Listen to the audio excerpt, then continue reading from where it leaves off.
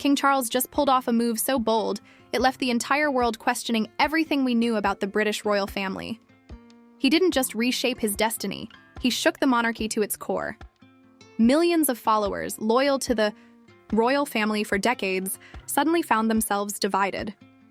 What happened? The truth is, Charles made a game-changing decision that no one saw coming. He removed Camilla from the spotlight and repositioned himself at the center of the monarchy. The impact? Far more explosive than you might think. The British monarchy, with its centuries-old traditions, is usually the one making headlines for its stability. But over the past few years, things have taken a turn. After Queen Elizabeth II's passing, her son Charles ascended to the throne. He wasn't the young, fresh-faced prince the world had once adored. No, Charles was a 73-year-old monarch stepping into shoes that were far too big, with expectations weighing down on him. And Camilla, his longtime partner, seemed like the obvious consort. But here's the twist. Not long after becoming king, Charles made a series of subtle but significant moves that would ultimately push Camilla into the shadows and reaffirm his own central role in the monarchy. This wasn't a random shift. It was a carefully calculated play for power and public perception.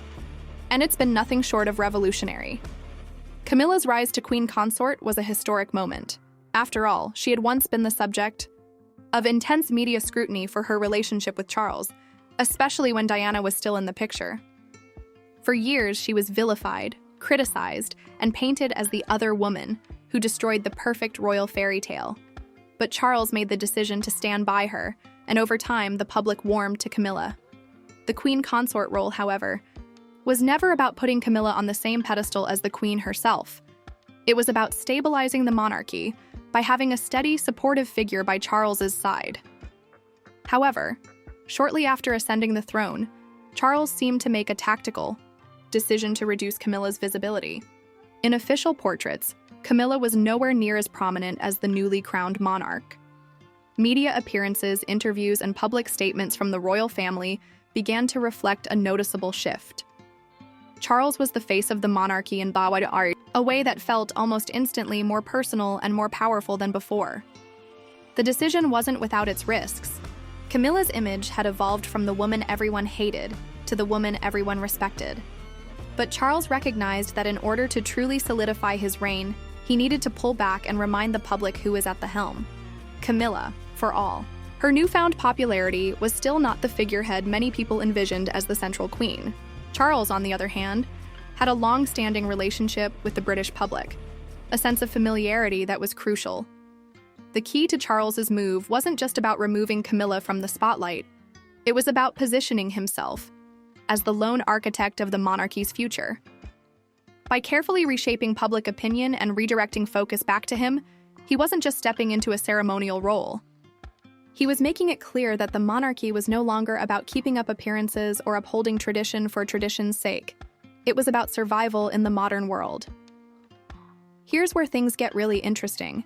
Charles began to capitalize on something that was both a strength and a weakness of the royal family: its age. The monarchy, for all its glitz and glamour, was also a symbol of something many people felt was out of touch. Charles, having waited decades for this moment, knew his time was limited. He could not afford to sit back and let the royal family fade into irrelevance. So Charles took the monarchy into his own hands, first by distancing himself from any association with past scandals. He understood that in the age of social media, history could be rewritten in an instant, and public sentiment was volatile. Any misstep could cost him millions of followers, and worse, the monarchy itself could be questioned in ways it hadn't been for generations. But here's the ultimate irony. In stepping forward and establishing his presence, Charles unintentionally began a divide. While millions rallied behind him, there was a vocal minority who felt betrayed by the shift.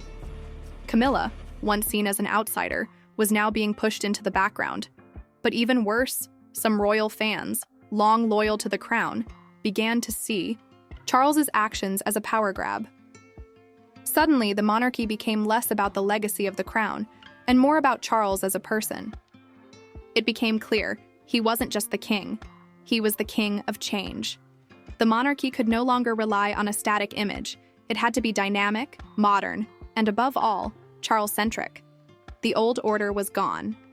Interestingly enough, while this tactic worked in gaining Charles millions of new followers, it also drove a wedge between the royal family and its older, more traditional supporters. The move to eclipse Camilla, while seemingly a strategic move, had deep psychological undertones. It wasn't just about image, it was about control. Charles knew that in the Game of Thrones, control was the most powerful tool of all.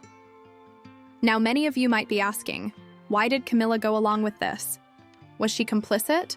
Or was this part of an unspoken understanding between her and Charles? Well, it's clear that Camilla knew the stakes. After all, this wasn't just about love. It was about the monarchy's survival. She may have understood that her presence in the public eye was no longer necessary for the future Charles envisioned. Over time, however, it became clear that this power play had its consequences. While Charles gained the loyalty of millions of followers, the royal family's internal dynamics were more strained than ever. And now questions have begun to swirl. Is Charles truly in control? Or has he isolated the very people who helped build the monarchy? Is the monarchy in danger of splintering under the weight of his decisions? But here's the kicker. What if Camilla's eventual exit from the public eye wasn't just a personal decision? What if it was part of a larger, long-term strategy to reshape the monarchy entirely? Camilla may have seen herself not as a victim of Charles's rise, but as a key player in an even bigger game. What would that mean for the future of the royal family? And that brings us to a critical question, one that no one seems to have an answer for yet. How much power is too much power for a monarch? The more Charles separates himself from Camilla, the more the world watches, waiting for the next move, and questioning whether this shift will secure the monarchy's future or tear it apart. What happens next could very well reshape the entire British royal family for generations to come. As we look toward the future of the monarchy, one thing is certain: the battle for control is far from over. With millions of followers now invested, in Charles's reign, the stakes have never been higher. But is this a new dawn for the royal family? Or is Charles walking a tightrope, risking everything for the sake of power? Only time will tell. But one thing's for sure: the world is watching.